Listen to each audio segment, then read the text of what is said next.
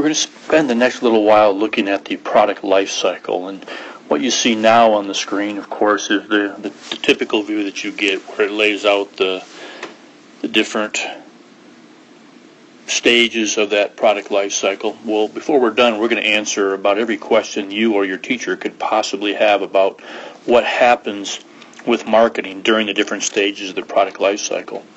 One point we do want to make is that although this is kind of the standard look of a product life cycle and the 4 stages, there are some people that will kick in a little earlier stage here where the development is, and some will take maturity and maybe break it up and put saturation along in there and make it for 5 or 6 stages, but we're going to stick with the 4.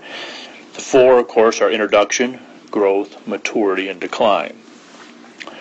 When we look at that, we look at low sales as we start out, rapidly rising through the growth stage, peaking and leveling out through the maturity stage, and then declining and, depending upon the product, essentially or eventually reaching the point of, quote, death, unquote, as the product is discontinued. Well, let's look at it now from the perspective of marketing objectives. So when your product is in the introductory stage, your marketing objective is simply to create an awareness, to let people know about that product. As it moves through the product life cycle, the objective will change. In the growth area, it becomes differentiation. How do you distinguish your product from any competitors that might have entered the market as a result of seeing that you're starting to succeed at it? We get into the maturity area. Now our objective is, let's maintain our brand loyalty. Through that growth stage, we've got people on board with our brand. We need to maintain it.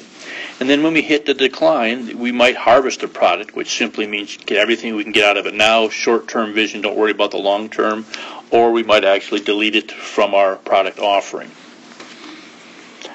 Moving forward, we look at customers. In the introduction stage, we might be dealing with what we're calling the innovators. They only make up about 2.5% of the customer population, but they're the first ones to want to adopt an innovation. They're willing to take risks. They're usually younger, maybe the highest in terms of social class and pretty good financial resources and very social. As it continues into the growth stage, you're now looking at the early adopters, which are around 13-14%.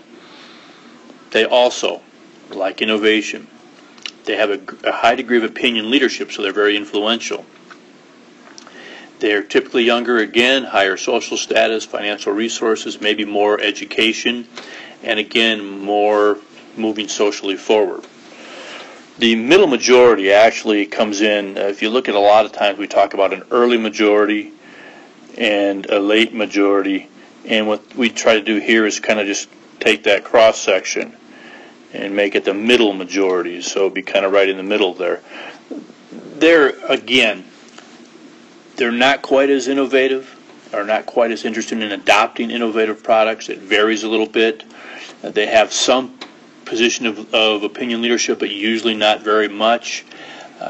They have a little bit more skeptical about innovation or new products. They don't have as much in the financial resources. And then finally, as we get down to the decline, we're in that laggard stage. About 16% of the population falls into that category. Least likely to adopt innovation. They show little or no opinion leadership. More focused on traditions. Maybe not as interested in social status and might not have the financial wherewithal at this time. Usually the older group, this is the oldest of all the adopters, and maybe they might only be in contact with family and friends, so they have very little opinion leadership. So that's important because you're obviously targeting who your customers are, so that's some information that become pretty valuable. This is how they approach buying new products. From a competition point of view, when you start out, of course, very few competitors because you're introducing the product and they're kind of hanging back to see, is this something going to happen? Well, when you hit that growth stage, something happens, all right, growing number of competitors. That will stabilize and actually start to decline in the maturity phase because there's going to be more, perhaps, producers or providers of this product or service than there are people interested in buying it, or there's not enough buyers to satisfy every provider enough to make it profitable for them. And then, of course, as you hit the decline stage, you see a real decline in the number of competitors out there.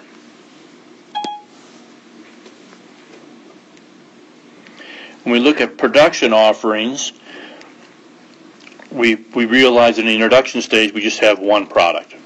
It's not till we start to hit growth where we might put out some different versions of that product and then have a full line of different versions when we hit the maturity stage. And then, of course, as it declines, now we have to start making the decision. It's a survival of the fittest. We have to keep our best sellers and then delete or harvest those that are not as good of a seller.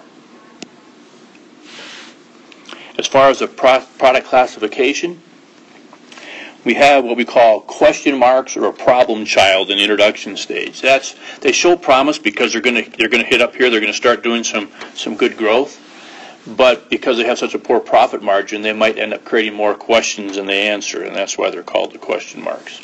When we hit that growth stage, now we're talking about our stars. Fastest growing, they're a market leader, yield a lot of profit. The challenge is that it costs a lot of money to finance that growth. So if you can get new consumers into the market, then you can be successful with the product. But if you can't get new consumers, it's a very risky product to keep.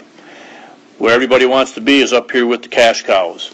Generate more cash than they need to maintain their market share. So you can use some of that additional revenue perhaps to fund the stars down here that are a little bit expensive, or maybe even to make some fixes to the question marks and correct their issues down there. And then at the end, we've got the dogs. They have low growth potential. They have a very small share of the market. Again, either here we either harvest, which is go for that short-term return, or we divest of it completely, scratch it off our list of products and move on. So you can see how the nature of that product changes as we go through, again, the different 4 stages of the product life cycle. When we look at price, we have a couple approaches to take. Usually we're going to take either a skimming or a penetration in that introduction stage. Skimming might be for something like a higher priced technology product. When the iPhone first came out, it was priced high. In fact, high enough that Apple actually backed off the price and gave out $100 gift cards to their first purchasers because they were dropping the price on that. But the idea is these people want the product. They're going to stand in line for it. They're those innovators. They're going to pay a premium because they want to have it first. So let's skim off the top of the market those that are willing to pay that and help us pay down some of the cost of product development. Penetration is going to be used if you're perhaps selling a product that people are going to buy several times. Maybe you're talking about a new snack item or a bag of chips. If that's the case, we may go in and price that as low as we possibly can to get trial, to get people to give that product a try, because we believe if we can get them to try the product, they're going to come back and buy more. So we're not as worried about not making profit right away because it's something that they're going to be repeat sales on. As we get into the growth stage, what we're looking for here is to get more market share. We want our product to acquire more of that market for that particular type of product.